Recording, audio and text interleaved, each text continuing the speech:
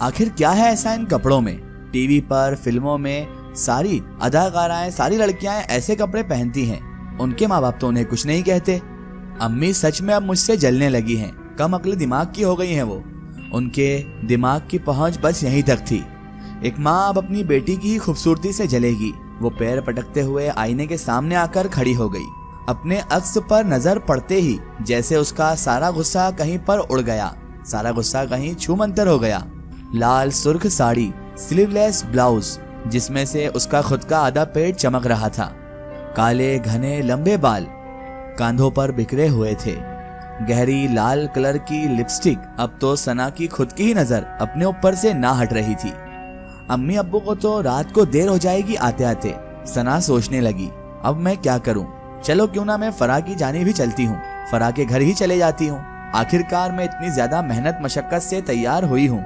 किसी से तो अपनी हुस्न की तारीफ करवाऊं, किसी से तो दाद वसूल करूं। ढेर सारा परफ्यूम अपने ऊपर स्प्रे करके, ढेर सारा परफ्यूम लगाकर वो उसी हुलिये में घर से बाहर निकल आई। इधर मेरी सांसों ने किसी तेज तरीन खुशबू को महसूस किया और मेरी आंखें पूरी खुल गई। मैंने सामने देखा, वो बिल्कुल वही अकेली तन्हा इठलाकर नजाकत से चलती हुई, लंबे खुले बाल, खुला आसमान, सितारों तले उसके जिस्म से उठती हुई तेज खुशबू, उसके चेहरे का सुर्ख रंग, ये तमाम चीजें मुझे उसकी तरफ कितनी मुतवज्जा करती हैं। मुझे ये कितनी पसंद है कि मैं किसी को बयान भी नहीं कर सकता। वो मुझे अपनी तरफ खींच रही थी, वो मुझे अपना दीवाना कर रही थी, मुझे बेबस कर रही थी। मैं बेसाख्ता उसकी तरफ झुक गया और सना को ना तो रात के अंधेरे से कोई खौफ था, ना ही अपने अकेलेपन से उसे कोई खौफ महसूस हो रहा था, ना ही अपनी भरी जवानी से। वैसे भी इस उम्र में लड़कियां अपनी जवानी से खौफजदा नहीं होती। और फिर चंद गलियों के पार होते ही फराह का घर था, लेकिन गली पूरी तरह से सुनसान थी और वहां पर कोई भी नहीं था। जाहिर सी बात है, रात के 10 बज रहे थे और इस वक्त वैसे भी गलियां सुनसान हो ही जाती हैं। इधर सना ये सोच रही थी कि अम्मी अब्बू के आने से पहले ही मैं फराह के घर से लौट आऊंगी। ये उसने पूरी तरह मन बना लिया था और वो ये भी सोच रही थी कि अगर देर हो भी गई तो मेरी बला से आखिर मुझे क्या फर्क पड़ना है, आखिर वो लोग मुझे छोड़कर ही क्यों गए। मैं घर पर अकेली नहीं रह सकती, ये उन्हें भी सोचना चाहिए। मुझे भी शादी में लेकर जाते, चाहे मैं कैसे भी कपड़े पहनूं, उन्हें फिक्र होना चाहिए, मुझे नहीं। बदतमीजी से सोचते हुए अचानक सना की नजर रास्ते में एक बड़े से पुराने बरगद पर पड़ गई। जैसे ही बरगद के पेड़ पर उसकी नजर पड़ी तो उसके मुंह से एक खतरनाक चीख निकली। मैंने उसको आराम से चंद लम्हों में ही ऊपर खींच लिया। उसके साथ कोई रुकावट, कोई हिसार भी नहीं था जो मुझे रोक सकता। पुरअसरारियत थी और मैं उसको अपने साथ लेकर आ गया उस दरख्त पर, उस कदीम और पुरअसरार बरगद के दरख्त पर जहां मेरा घर है। उसकी हर शाख पर कोई ना कोई आबाद था। कुछ मेरे खानदान के आबाद थे तो कुछ मेरी कौम के उस बरगद की शाखाओं पर आबाद थे। अब आप लोग समझ ही चुके होंगे कि मैं कौन हूँ। जी हाँ, मैं एक जिनज़ादा हूँ और मैं न जाने कब से उसे देख रहा था, उसे महसूस कर रहा था, उसकी तरफ खिंचा रहा था। और कहानी का आगाज अब होता है। मैं उसे अपने साथ ले आया। वो चीख रही थी, दहाड़े मार मार कर वो बेतहाशा रो भी रही थी। तो मैंने सोचा मैं अपने असली रूप में इसके सामने हरगिज नहीं आऊंगा। जो मेरा असल रूप है वो इसे मैं हरगिज नहीं दिखाऊंगा।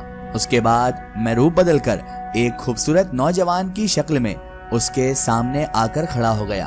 तभी उसने मुझे देखते ही कहा, ये पेड़ पर मुझे लेकर आखिर तुम क्यों आए हो? क्या वजह है जो मुझे इस पेड़ पर लेकर आ गए हो? और आखिर तुम यहाँ पर क्या कर रहे हो इस पेड़ पर? उसके बाद मैंने उसे मुस्कुराकर देखा और उसे लेकर मैं धीरे से पेड़ से नीचे उतर गया। लेकिन अब जब मैं पेड़ से लेकर उसे उतरा था तो ये अब उसकी दुनिया नहीं थी, ये मेरी दुनिया थी, जिनजात की दुनिया। जी हाँ, मैं उसे अपनी दुनिया में लेकर उतरा था। मैंने उससे कहा, देखो कितनी हसीन दुनिया है, तुम मेरे सपनों की रानी हो और मैं तुम्हारे सपनों का राजा। मैंने जब से तुम्हें देखा है तुम्हारा दीवाना हो गया हूँ। तभी वो मुझसे पूछने लगी, लेकिन तुम हो कौन और तुम इतनी ज्यादा ऐसी बातें क्यों कर रहे हो? मैं तो तुम्हें जानती भी नहीं। मैंने कहा, मैं कौन हूँ? मैं तुम्हारा आशिक हूँ। तुम चाहती थी ना कि कोई तुम्हें पसंद करे और उसके अंदर कोई खामी भी ना हो और कोई कमी भी ना हो। देखो अब तुम मेरे अंदर कमी निकाल कर बताओ। मैं तो खूबसूरत हूँ, लंबा पूरा नौजवान हूँ और तुम्हारी पसंद का भी हूँ, और सबसे बड़ी बात यह है कि मैं यहाँ के सरदार का बेटा हूँ। जैसे ही सना ने ये सुना तो वो बहुत ज्यादा खुश हुई, क्योंकि वो मेरे हुस्न से, मेरी नौजवानी से और मेरे खूबसूरत जिस्म से पहले ही मुतासिर हो चुकी थी। और अब उसको पता ही नहीं था कि वो इंसानी दुनिया में नहीं बल्कि जिन्नातों की दुनिया में है। जिन्नात ही जिन्नात उसे तमाम तर नजर आ रहे थे, लेकिन क्योंकि उसकी आंखों पर हमने अपनी पुरसालियत से पर्दा डाल दिया था तो वो सब उसे आम इंसानों जैसे ही लग रहे थे। यानी उन जिन्नातों को वो इंसानों के रूप में ही देख रही थी, क्योंकि उसकी आंखों पर हमारे तिलिस्म का पर्दा डल चुका था। उसके बाद मैं उसे लेकर अपने मोहल्ले में आया, अपने बाबा जान से, अपने वालिद से उसे मिलाया। वो उसको देखकर बहुत खुश हुए और मुझसे कहने लगे, हाँ बेटे, हम तुम्हारे पसंद की दाद देते हैं। वाकई में तुमने हीरा ही चुना है और तुमने एक निहायत ही खूबसूरत और हसीन लड़की को पसंद किया है बेटा। लेकिन इतना ही कहने वाले थे बाबा कि मैंने कहा, बाबा अभी इस किस्म की बातें यहाँ ना करें, इसे कुछ भी नहीं पता है अभी। मैंने सना से थोड़ा दूर जाकर बाबा को समझाते हुए कहा।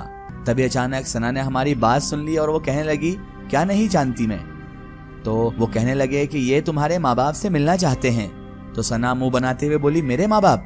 मैं तो उनकी बेटी हूँ ही नहीं, तुम मत मिलाओ अपने वालिद को उनसे। वो तो यही चाहते हैं कि मेरी शादी किसी खूसट उम्र दराज बुड्ढे से हो जाए, और वो मुझे हमेशा कहते हैं घर में बैठी रहो, ना तैयार हो ना ही सजो धजो, बस सीधी सादी बनकर एक आम लड़की की तरह उनके घर पर ही रहूं, उनकी बात मानूं। भला इकलौती औलाद हूं मैं। बेशक कि मेरे अब्बू के पास ज्यादा पैसे नहीं है, वो ज्यादा अमीर नहीं है, तो क्या हुआ, मेरी फरमाइशें तो वो पूरी कर ही सकते हैं ना, कि उसमें भी उन्हें जोर आएगा। पर यहाँ पर मैं एक बात देखती हूँ कि मेरे अब्बू जो है ना, वो तो मेरी सारी बातें मानते हैं, लेकिन मेरी जो अम्मी है ना, वो मुझे बड़ा टोकती है, हमेशा टोकती रहती हैं, और वो जलती भी है मुझसे कि मैं इतनी खूबसूरत जो हूँ। तभी मैंने उसे कहा, हाँ बिल्कुल सही कह रही हो तुम, तुम्हारी माँ तुमसे जलती है। दरअसल सना, तुम इतनी ज्यादा हसीन हो कि कोई भी तुम्हें देखकर तुम्हारा दीवाना ही हो जाए।